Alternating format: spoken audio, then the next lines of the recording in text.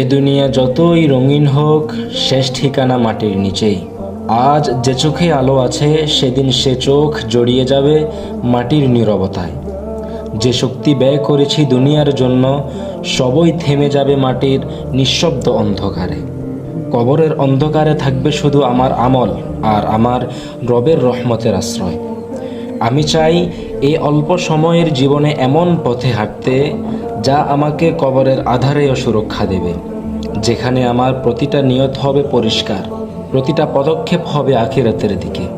আমি চাই না মানুষের প্রশংসা, আমি চাই আল্লাহর সন্তুষ্টি।